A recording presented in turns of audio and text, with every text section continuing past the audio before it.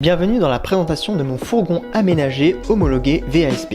Ce projet m'a pris 6 mois d'études techniques, 10 mois de construction avec un ami qui m'a aidé pendant 2 ou 3 mois, 3 mois de procédures administratives concernant l'homologation. Ce fourgon possède 3 places assises pour la conduite, le confort de 2 douches, une sur l'extérieur et une sur l'intérieur, un lit de 140 par 180 et d'un lit secondaire de 2 mètres par 80 cm pour la troisième personne. D'une production d'électricité de 350 watts en solaire, d'une charge additionnelle quand on roule ou quand on branche le camion à une prise extérieure. Il possède également un four, des plaques de cuisson, un chauffe-eau, un chauffage de 2000 watts au diesel ainsi qu'un onduleur de 2000 watts pour le 230 volts. Le réservoir d'eau propre est de 90 litres et de 110 litres concernant les eaux usées. Il y a également un système de filtration des gros sédiments et la possibilité de brancher le camion à la pression de la ville. Passons maintenant à l'étage général du camion et ce qui est visible sur l'extérieur. Comme vous voyez juste ici, vous avez la trappe de remplissage d'eau propre du camion et le réservoir d'eau propre du camion fait 90 litres. Et les eaux usées sont sous le camion bien entendu et possèdent une capacité de 110 litres. Vous avez bien évidemment des trappes baïonnettes afin de vidanger rapidement les cuves d'eau sale. Vous avez également une petite option que j'ai apportée afin de pouvoir diriger l'eau à un endroit voulu. En effet, vous avez juste à brancher un petit tuyau, ça va vous permettre de diriger l'eau à un endroit un petit peu plus éloigné si par exemple vous êtes en pleine nature et que vous voulez par exemple constamment évacuer les eaux usées sans les libérer sous votre camion et faire une grande flaque. Bien entendu, il faut utiliser uniquement du savon écologique afin de ne pas détériorer la nature et l'environnement où l'on se trouve. Vous avez également une grande baie vitrée sur la porte coulissante qui s'ouvre des deux côtés indépendamment, ce qui vous offre un grand puits de lumière et une ventilation permanente pendant les temps chauds ou alors quand vous cuisinez par exemple. De l'autre côté du camion, on va retrouver la trappe du fameux chauffe-eau Truma. Donc celui-ci fonctionne uniquement au gaz et possède une capacité totale de 10 litres. Il peut chauffer entre 50 et 66 degrés. Sur le toit du camion, vous allez retrouver 2 panneaux solaires de la marque Victron Energy d'une capacité chacun de 175 watts. Ce qui vous offre au total 350 watts de chargement solaire. Pour vous donner un ordre d'idée, l'été dernier, lors de mes différents tests techniques, j'avais pu voir une charge en plein été avec le soleil au zénith montant jusqu'à 27 ampères par heure. Sur l'arrière, vous allez retrouver deux petites choses, une petite baie vitrée pareil que le côté à double battant et avec un rideau occultant incrusté qui fait également moustiquaire. Ensuite, juste en dessous du van, à ce niveau ici, vous allez avoir un support pour connecter électriquement et hydrauliquement votre camion afin d'utiliser le 230 extérieur et recharger automatiquement vos batteries. Mais ne vous inquiétez pas, même si la connexion hydraulique est juste à côté, cette connexion répond bien évidemment aux différentes normes électriques en ce qui concerne la protection de la connexion. La connexion hydraulique permet de connecter votre camion à la pression du réseau de la ville. Et bien entendu, tout est automatique, vous avez juste besoin de le connecter, vous avez un régulateur de pression qui s'occupe du reste. Juste avant de rentrer, vous avez la moustiquaire juste ici, qui permet tout simplement de vous protéger des petites bêtes durant l'été et de laisser la porte latérale grande ouverte afin de profiter du vent et de la fraîcheur toute la journée. Concernant l'isolation générale du camion, sur le plancher, en premier lieu, vous avez un traitement avec une peinture spécifique qui initialement est là pour protéger les cales de bateau qui résistent au sel marin et bien entendu à la corrosion. Donc c'est parfait afin de préserver et protéger votre plancher sur le très long terme. Ensuite, juste après ça, vous avez un isolant TMS. C'est un isolant de plancher chauffant incompressible qui vous offre d'excellentes capacités thermiques en termes d'isolation. Et enfin, vous avez le plancher en contreplaqué marine parce que bien évidemment, rien n'est vissé dans le plancher en métal. Concernant les cloisons, le plafond et le mur séparateur, en premier lieu, une première couche d'Armaflex en 12 mm, puis de la laine Biofibre Trio en 45 mm et ensuite un pare-vapeur afin de réguler correctement les échanges de vapeur et d'humidité entre l'intérieur de votre camion et la laine bio. Vous avez bien entendu tout le revêtement en bois qui lui aussi est un isolant naturel. Passons maintenant à l'intérieur de ce camion. Vous allez retrouver juste ici un interrupteur avec un variateur afin de contrôler les 4 LED aux 12 volts de couleur blanche que vous retrouvez au plafond. Ensuite, via cette télécommande, vous allez pouvoir gérer les bandeaux LED RGB de votre camion et pouvoir bien entendu faire varier l'intensité et la couleur de toutes les LED simultanément.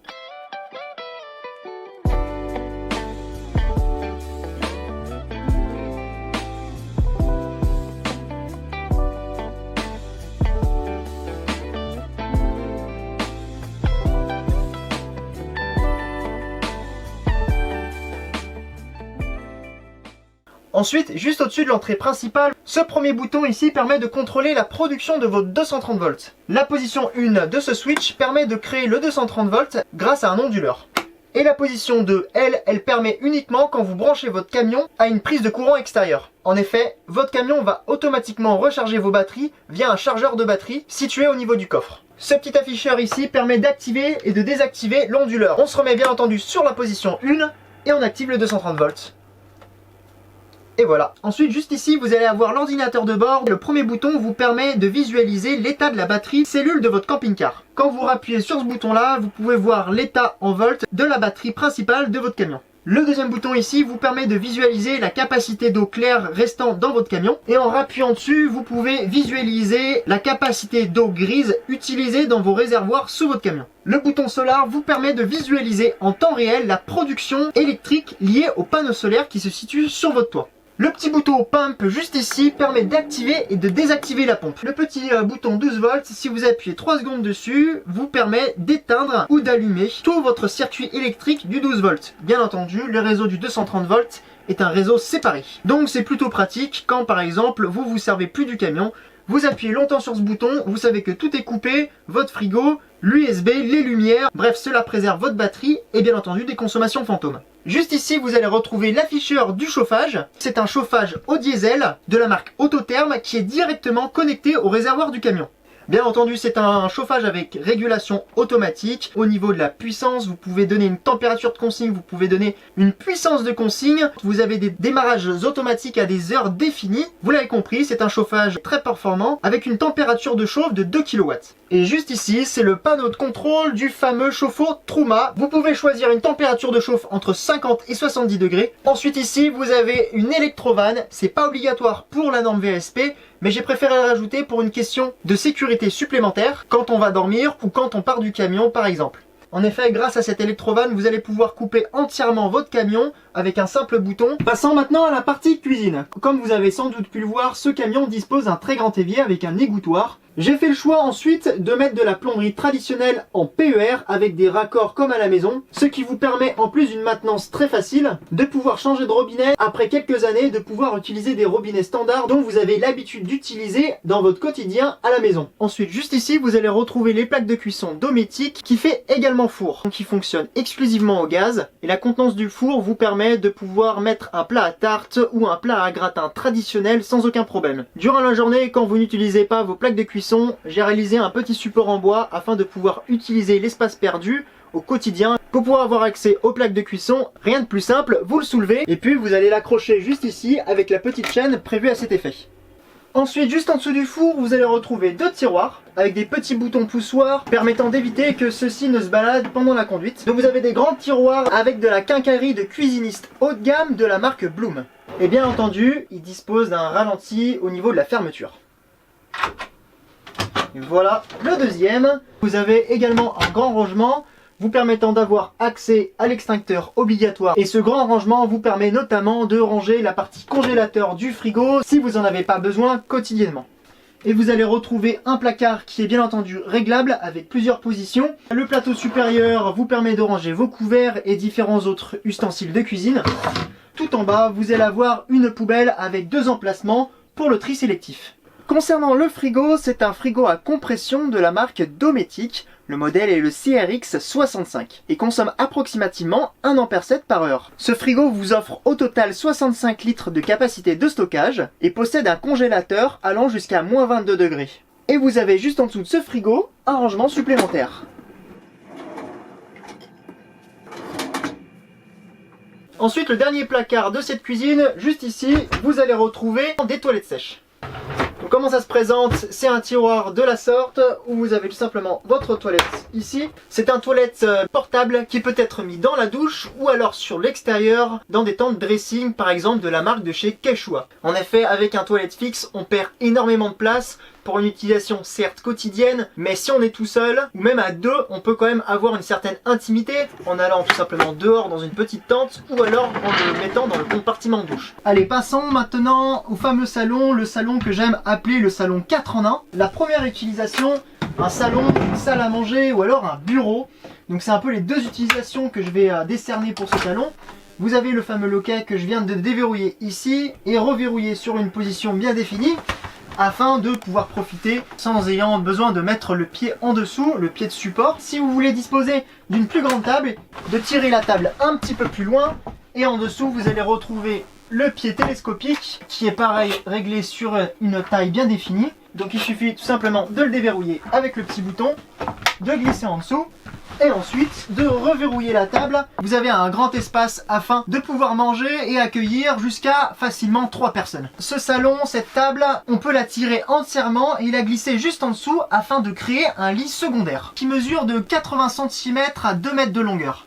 On soulève tout simplement le petit coussin à ce niveau-là, on retire le petit coussin ici. Ensuite, on récupère notre table que je vous ai montré juste avant. On revient, on pose les 2 coussins, peu importe l'ordre. Et voilà, vous pouvez profiter d'un super lit de 2 mètres par 80 cm.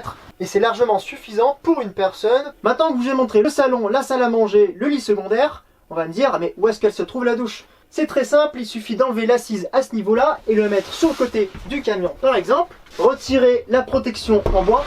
Vous avez accès à une vraie douche comme à la maison de 80 cm.